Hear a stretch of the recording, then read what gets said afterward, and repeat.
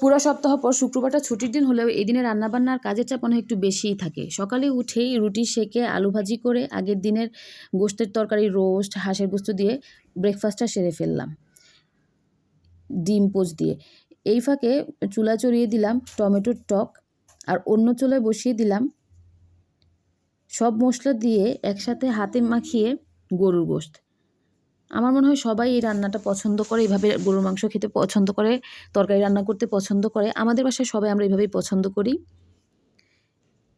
তো গরুর মাংস কষানোতে দেওয়া হয়ে গেছে। এদিকে শীতের বিখ্যাত তরকারি শিমের বিচি মাছ দিয়ে যে রান্না, ফুলকপি, যদিও এখানে ফুলকপি না, শিমের বিচি দিয়ে রান্না। এই পাশে হচ্ছে আমাদের মাংস কষানো হচ্ছে।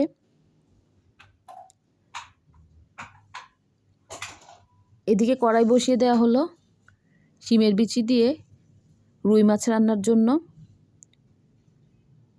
একটু রসুন পেস্ট অ্যাড করা হলো।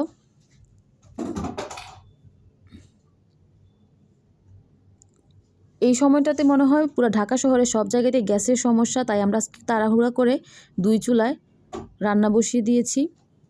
মাছ কষানো হয়ে গেলে মাছ উঠিয়ে নিব। মাছ উঠানোর পর শিমের বিচি অ্যাড করব। আমি জানি অনেকেই হয়তো বলবেন এটা কীভাবে রান্না করে। অনেকে মাছ কষিয়ে রান্না করে, অনেকে ভেজে রান্না করে। এটা যার যার ইচ্ছা মতো। 2 চুলায় 2টা চড়িয়ে আমাদের মাছের তরকারি প্রায় হয়ে গিয়েছে। ঝোল অ্যাড করে দিলাম। এবার গরুর গোশতে বাগার দেওয়ার পালা। বাগার দেওয়ার পর টমেটোর টকটাতে বাগার দেওয়া হয়নি। পেঁয়াজ, রসুন দিয়ে বাগার দিচ্ছি, সেই সাথে আস্ত সরিষা। আপনারা কে কীভাবে টমেটোটাকে বাগার দেন অবশ্যই তা শেয়ার করবেন কমেন্ট বক্সে। টকের সাথে বাগারটা অ্যাড করে দেওয়া হলো। লাঞ্চ শেষ করেই আজকেও আমাদের বাসায় গেস্ট আছে, আমাদের মসজিদের ইমাম সাহেবের পরিবার। ও হচ্ছে আবদুল্লাহ, মাশাল্লাহ বলতে ভুলবেন না, ইমাম সাহেবের ছেলে। ও ক্যারাতে ক্লাসে যাবে। আমি চিন্তা করলাম রামিসা যেহেতু বাহিরে যেতে চায় খুব, রামিসাকে নিয়েও ঘুরে আসা যাক আবদুল্লাহ ক্যারাতে ক্লাসে। বলতে বলতে এই যে আমরা চলে এসেছি ক্যারাতে ক্লাসে। রামিসা খুব এক্সাইটেড, আমার কাছেও ভালো লেগেছে। সব বয়সের বাচ্চারা এখানে ক্যারাতে করতে আসে। 4 থেকে 12-13 বছর বয়স। আবদুল্লাহ আজকে নার্ভাস হয়ে গেছে মনে হয়, আমাদেরকে দেখে এসে যেতে চাচ্ছে না, একটু সময় নিচ্ছে। কিন্তু রামিসা মনে হচ্ছে খুব এনজয় করছে, মনে হচ্ছে সে এখনই ক্যারাতে শুরু করে দিবে।